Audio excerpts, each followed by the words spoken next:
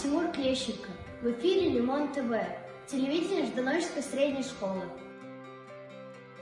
Приглашаем вас заглянуть в удивительный и прекрасный уголок Минского района, который находится в ближайшем престоличье. Это агрогородок Жданович. Сегодня я расскажу вам о духовном центре нашей малой родины – православный храм Вознесения Господня. Здание является интереснейшим архитектурным сооружением шатрового типа. Храм в Ждановичах высотой 38 метров с 9 куполами и крестами, вмещает 500 прихожан.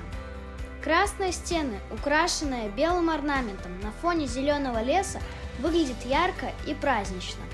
Стены нашего храма навсегда сохранят память о тех, кто внес свою лепту в его строительство, ведь на кирпичиках написаны их имена. Сегодня наш корреспондент Яромир Шепелевич встретится с иереем Владимиром Веринским, чтобы побеседовать. Здравствуйте, отец Владимир. Благословите на беседу. Бог тебя благословит.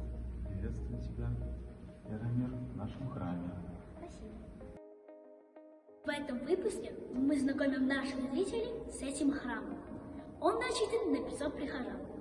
А сколько примерно прихожан приходят в воскресные и праздничные дни на богослужение? По воскресеньям приблизительно собирается больше 100 человек. На большие праздники церковные храм заполнен людьми полностью. В школе на урок звонит звонок. Часто из школы мы слышим, как извинят колокольные звоны. Это значит, начинается служба? Да, колокольный звон существует для того, чтобы созвать людей на общую молитву, а также разбудить спящую человеческую душу. В школе мы изучаем математику, языки, литературу. А какие дисциплины изучают в воскресной школе? Наши дети в воскресной школе изучают священное писание, основы нравственного поведения, музыку и рисование. Наш храм назван в честь праздника Вознесения Господня. Что это означает? Каждый христианский храм, он имеет название. Они называются в честь праздников, либо в честь святых.